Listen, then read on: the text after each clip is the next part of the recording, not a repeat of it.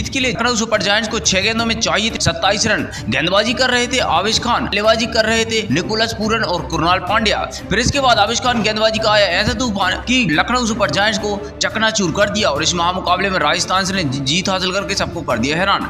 नमस्कार दोस्तों, स्वागत है आपका हमारे चैनल में। दोस्तों आईपीएल के अंतर्गत एक और रोमांचक महामुकाबला राजस्थान रॉयल्स और लखनऊ सुपर जायंट्स के बीच में राजस्थान के होम ग्राउंड पर खेला गया। अगर आप भी राजस्थान और गुजरात के बीच खेले गए इस मुकाबले के बाद खोज है तो हमारे इस वीडियो को एक लाइक जरूर कीजिएगा और अपनी फेवरेट टीम का नाम हमको कमेंट करके जरूर बताइए। साथ ही साथ क्रिकेट अपडेट के लिए हमारे चैनल को सब्सक्राइब कर लीजिएगा। दोस्तों आपको इस वीडियो में हम पूरे मुकाबले का हाईलाइट बता रहे हैं, जहां पर मुकाबले की अगर शुरुआत की बात करें तो संजू सैमसन की कप्तानी वाली राजस्थान रॉयल्स के सामने केएल राहुल की लखनऊ सुपर जायंट्स की टीम खड़ी हुई थी।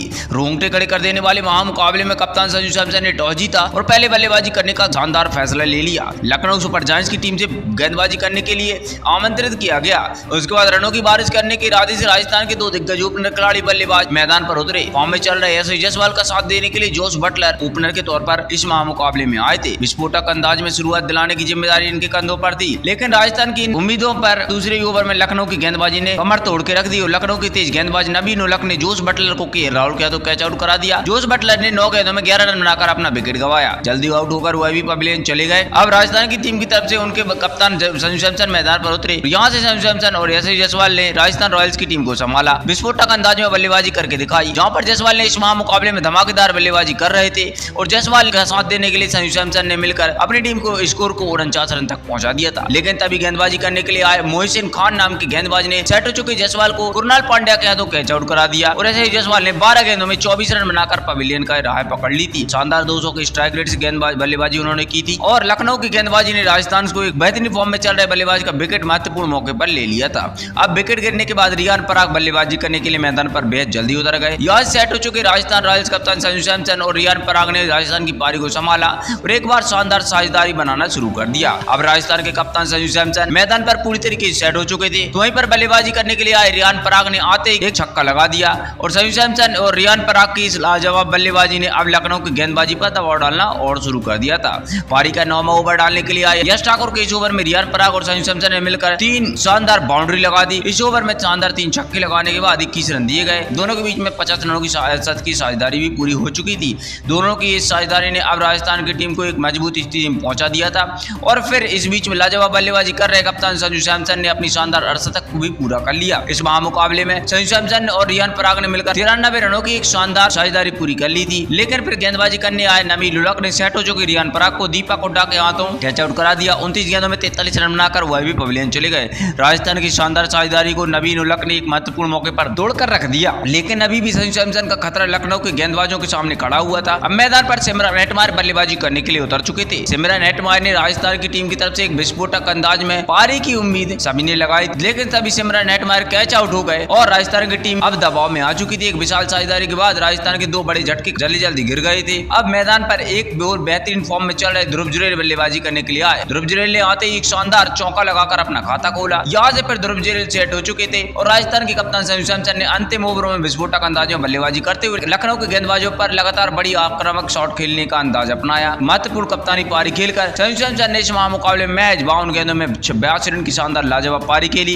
इसी के चलते हुए राजस्थान की टीम 193 का बड़ा लक्ष्य लखनऊ के आगे रखने पाने में सफल हो पाई। इसके बाद 194 रन का लक्ष्य का पीछा करने के लिए लखनऊ की तरफ से 2 ओपनर बल्लेबाज मैदान पर उतरे, क्विंटन डी कॉक और लखनऊ के कप्तान केएल राहुल। इन दोनों के कंधों पर विशाल लक्ष्य का पीछा करने की जिम्मेदारी आन पड़ी थी। शानदार ओपनिंग शुरुआत दिलाने की बड़ी जिम्मेदारी भी थी। ऐसे में उनके सामने पारी के पहले ओवर में विकेट निकालने के नाम से मशहूर ट्रेंट बोल्ट गेंदबाजी करने के लिए आए और ट्रेंट बोल्ट ने अपनी पहले ओवर में हमेशा की तरह क्विंटन डी कॉक को नांद्रे बर्गर के हाथों कैच आउट करा दिया। क्विंटन डी कॉक 5 गेंदों में 4 रन बनाकर पवेलियन चले गए। क्विंटन डी कॉक के पहले ओवर में आउट हो जाने के बाद अब लखनऊ की टीम की तरफ से देवदत्त पड्डीकल भी जल्दी मैदान पर आ चुके थे, लेकिन देवदत्त पड्डीकल कुछ कर पाते तो ट्रेंट बोल्ट ने अपनी अगली ओवर में उनको क्लीन बोल्ड आउट कर दिया। देवदत्त पड्डीकल बिना खाता खोले पवेलियन की राह लौट चुके थे। ऐसे में गेंदबाजी के सामने लखनऊ की टीम दबाव में दिखने लगी थी। अब विकेट गिरने के बाद आयुष बदौनी नाम का बल्लेबाज मैदान पर भेजा गया, लेकिन राजस्थान के दूसरे तेज गेंदबाज नांद्रे बर्गर ने आयुष बदौनी को जोश बटलर के हाथों कैच आउट करा दिया और आयुष बदौनी ने 5 गेंद में महज 1 रन बनाकर पवेलियन की राह पकड़ ली थी। अब लखनऊ की टीम बहुत बड़ी मुसीबत में आ चुकी थी। लखनऊ की टीम की शुरुआत में 3 टॉप के बड़े विकेट पवेलियन चले गए थे और मैदान पर दीपक हुड्डा बल्लेबाजी करने के लिए बतौर इम्पैक्ट प्लेयर आ चुके थे। यहाँ दीपक हुड्डा के साथ मिलकर कप्तान केएल राहुल लखनऊ की पारी को आगे बढ़ा रहे थे और बड़े बड़े शॉट खेलना शुरू कर चुके थे। दीपक हुड्डा ने आते ही एक शानदार गजगंचुबी छक्का लगा दिया